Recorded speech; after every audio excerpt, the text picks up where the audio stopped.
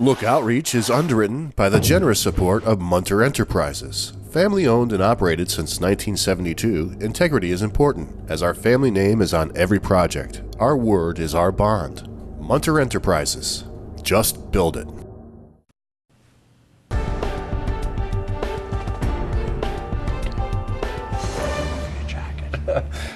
Welcome back, everyone. Yes, the political odd couple is back again.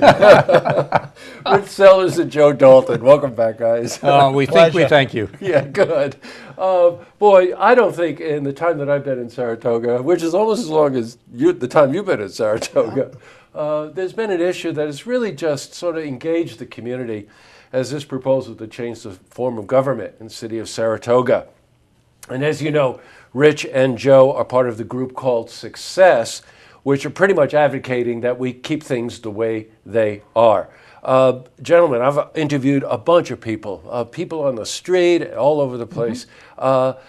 We went from kind of that early stage where I think it's almost akin to kids playing soccer. Everybody chased the ball. Oh, it's a new idea. Everybody should change it.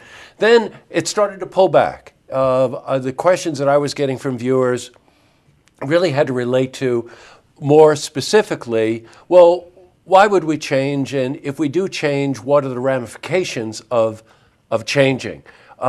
So, you know, let's backtrack just a little bit, Rich. Let's just kind of start with the basics. We're talking about the current form of government versus a change. Well, what I'm hearing, similar to you, I'm talking to hundreds of people, and they're telling me, in particular the last 2-3 weeks, oh, this really is an election. And they're thinking about what they have here with a clean city, a safe city, a well-run city with great city services. And they're saying, I don't understand what benefits I'd get from making a change. They're not saying or seeing that, oh, Watertown, which is one of the towns they mentioned, would be a great role model. That they haven't made a case for change, partially because of how good this city is doing. Got it. Joe, a lot of people talk about the question of remember the budget that was sent out, the mailer that was sent. Not there are two mailers really. The one we're going to talk about in a minute, but when they were setting out the budget and the cost for the change in government and stuff like that, talking about how much less expensive it would be than the current form of government. What's your take on that? It's simple math. You don't have to be an accountant or an auditor to understand. Their premise is that by eliminating the city council that we have, the form, by eliminating the deputies that exist, they will save $400,000 in city costs. They have finally admitted that they can't eliminate all the deputies, which was the major portion of their savings, because they're departments that run 80 functions of city government.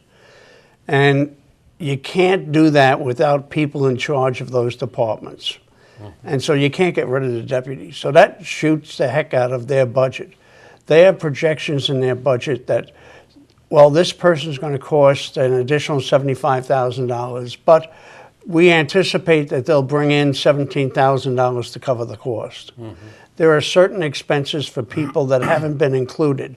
Remember, the budget's going to be put together by the transition committee, not by the people who are saying, here's what the budget's going to be. We look at it and we say, the city manager's office alone will cost over $500,000. That's new expenses the city's going to have. So when you go through their budget, you can tear it apart very easily with a simple calculator. You don't have to have a degree to understand it. The problem is that you've got a transition team.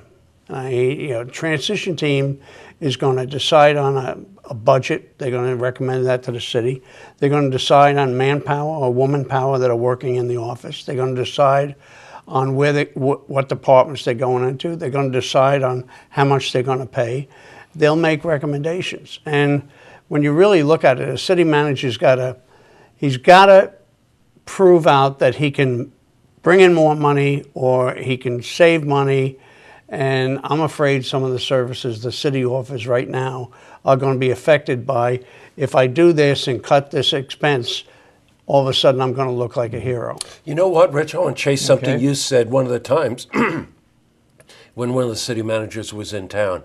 You were talking about the unique form of government that we have and the fact that this actually does work. If you follow your line of reasoning here, there's a heck of a process to go through where maybe you're not netting out any place differently? Well, I mean, we're going to have a new form of government and it's going to save money. That's kind of hard to believe just on the surface. But if you go through it, we do have a unique form of government that procedurally would be very difficult to change. I mean, that's a 2 or 3 year changeover at a minimum, and that's extra money. But more importantly than the changeover is right now we have a unique form of government for a unique city, and they all work together for the residents to be very effective. We've just had the solar park that's new. We've got talking about a fiber optic move where an international company found us because of our Smart Cities program. So we're really up to date. We're holding taxes down. We're getting great bond ratings. So what are we trying to improve? They've not been able to make that case. You know what? I think that when you look at this point, that's the decision every voter has to make. You know, what is this? Is this change for change's sake? Or is this change to actually improve the efficiency and the function of city government? And that's going to be up to the voters to decide. You know, both of you have made a very compelling case for your position. I really want to commend you both. And all the time that we've been speaking, we're going into the home stretch now. You know, it hasn't been easy. And covering it has really been something, I'll tell you. I've learned a lot. We appreciate all the time that you put into this thing. Well, you're quite welcome. And the best of luck. Now, if anybody wants to follow up on any of this information, website? SaratogaSpringsSuccess.org. Okay, Saratoga Springs Success.org. There's a lot of information on the website so that you can make an informed decision next Tuesday. Rich, thanks for coming in. Thanks, Joe, for great to see you Jesse, as always. It's always a pleasure. Yes, it is. Joe and I have known each other for a long time. Great to see you guys. Thank you. Oh, you're welcome. To see this interview again, you can head to our website, looktvonline.com.